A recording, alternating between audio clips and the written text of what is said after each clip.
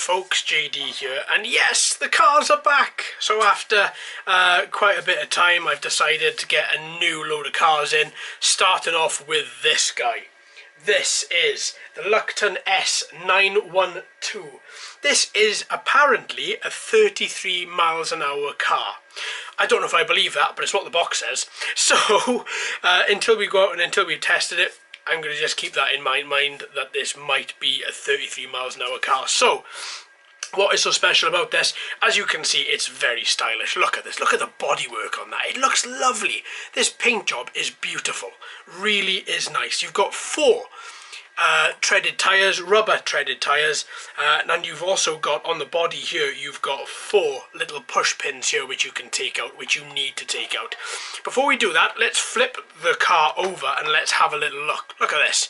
So here is where the motor is mounted, and the battery is mounted on top of this bit here, but from the other side. Also, a couple of things to note, this car is rear wheel drive only, so only the back two wheels will propel the car. The front wheels are just totally freewheeling. There's nothing motorized about them, apart from these.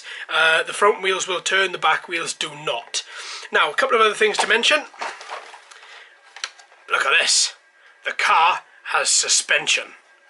So it has four independent suspension racks which look after the front and the back of the car as well. See? And the suspension is probably going to work really, really well, because it really does give the car quite a bit of cushioning. Right then, so that's just a quick overview of the outside of the car. Let's get inside and see what we've got. So let's take out these push pins. Actually, as I'm taking that one out, I'm reminded that when you first unbox this car, on top of here there is a little some cellophane that's stuck to it.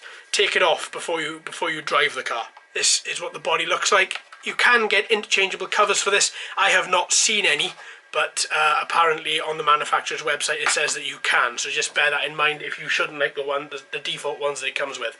So underneath, this is what it looks like. So you've got the battery panel that just sits here. You've got your motor either side here and underneath the battery as well. So if I just unclip this little battery here, you've got four clips on the side. All you've got to do is just move them, and then hopefully, yeah, there we go, cover off. Here's the battery. So there we go. This little battery, let's just unclip that to begin with. Oh, there we go. This battery is massive. It comes in at 800 milliamp hour, 9.6 volt. So the charger you get with this, which we'll go into in a little while, is not a USB charger. It is a mains powered charger, but we'll go into that in a couple of minutes. So there's the battery. So I'm going to leave this out because I'm going to need to charge this, so when we take her out in the next couple of days. Also, as we've got this open, if you're wondering how to turn the car on and off, it's by this little button here. This little switch is the on and off button. So you have to take the cover off, you have to get into this bit in order to turn the car on. But as we've got this off, you can really appreciate the amount of effort, the amount of work that's gone into building this. It really does look quite superb. Right, so what I'm going to do is I'm just going to attach this, put all this back on, just so that I don't lose anything. And then I'm going to put the top back on as well, leaving the battery out obviously to charge. Where are those little holes? There's two. There's the other two. Let's put these push pins back in.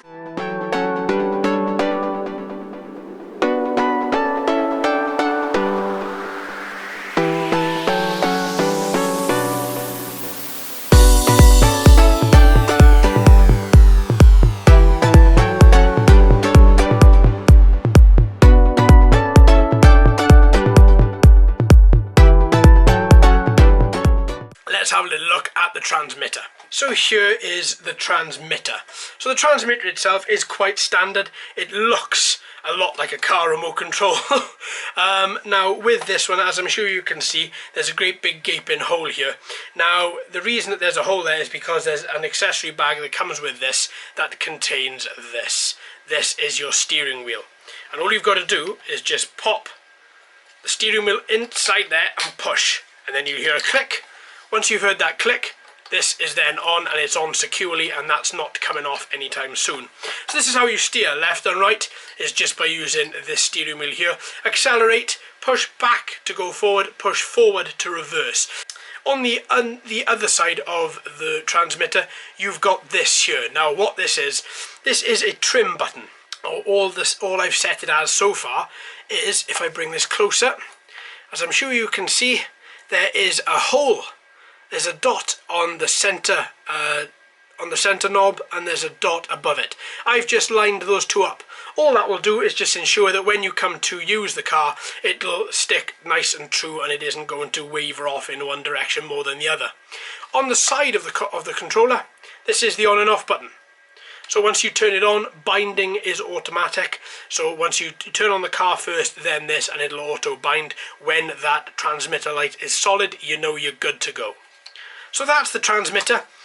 If you turn it back over so you have the trim part of the transmitter, this is where the battery goes in. One little screw inside there, and two AA batteries fit inside that compartment. So let's have a little look and see what comes with this. So we have the transmitter, obviously we have the battery, charger. Now the charger that comes with it is, as I said, a wall socket charger. Because this isn't my plug type in the UK, they were very nice in giving me a little travel adapter for free. So obviously it means that I can then put the travel adapter in there, and I can charge without any issues. So there we go. So that's the charger. Roughly charging is about 180 minutes, but the battery inside of the car will last for 10 to 15 minutes.